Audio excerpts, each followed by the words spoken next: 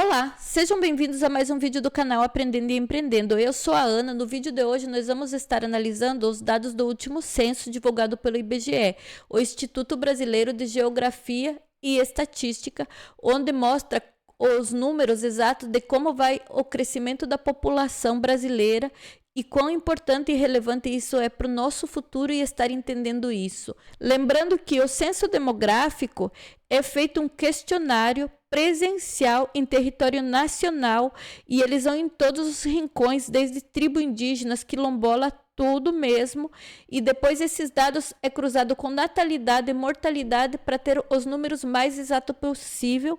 E a importância do censo é porque em base a isso é feito todo o planejamento de política pública e privada. Lembrando que os últimos dados eram de 2010, já que o censo acontece de 10 em 10 anos e era para ter acontecido em 2020, por conta da pandemia, falta de verbas e outras coisas, só aconteceu em 2022 e foram divulgados recentemente. Então vamos aos gráficos e vamos entender o que isso significa e como podemos nos preparar para o futuro, tá bom?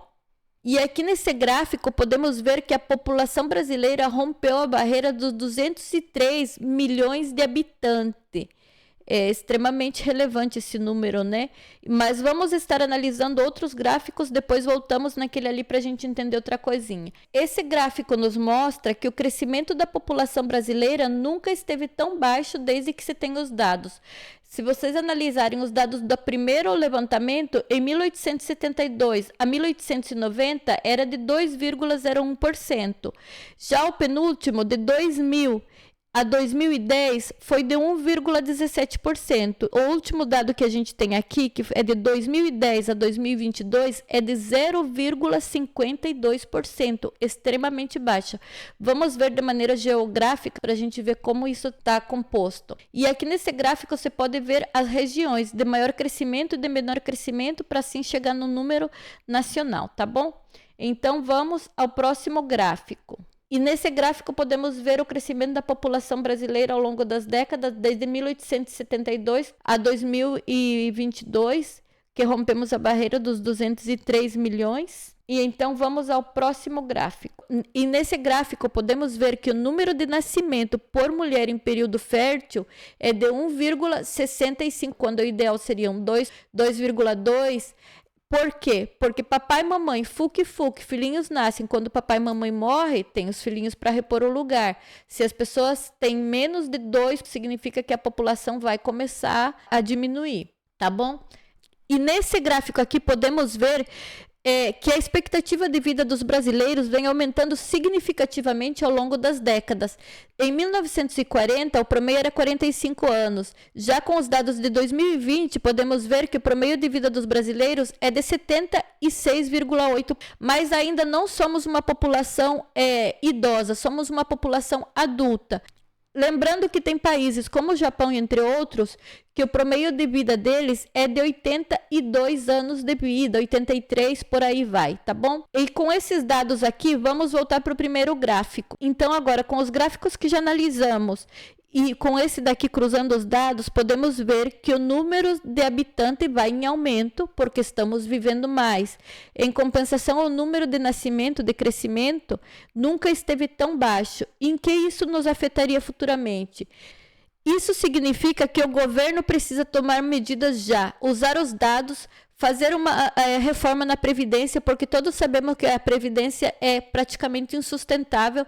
Imagine-se daqui a algumas décadas, quando as pessoas que contribuem hoje em dia começarem a se aposentar e viverem mais, chegarmos cada vez mais com a expectativa de vida mais longeva e necessitar de cuidados, de tratamento, de atendimento, de tudo, e em contrapartida teremos menos contribuinte a cada década que passa. A balança não está equilibrada, vai surgir problemas e seríssimos.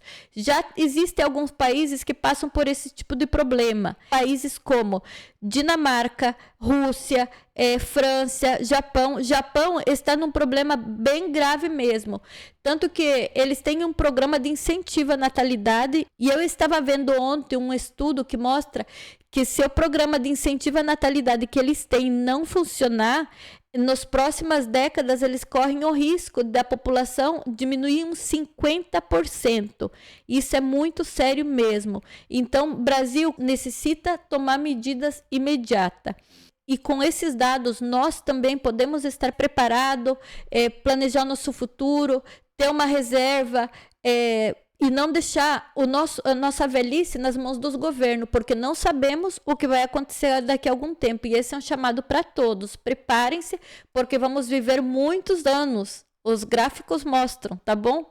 O vídeo de hoje foi um pouco diferente. Eu quis trazer esses dados do censo para vocês, que me parece extremamente relevante, para que possamos estar preparados, não deixar nosso futuro, nossa velhice, nossa tranquilidade nas mãos dos políticos, que, como vocês sabem, não se é de confiar, porque sempre muda um, vai outro, e as coisas seguem igual, de mal a pior.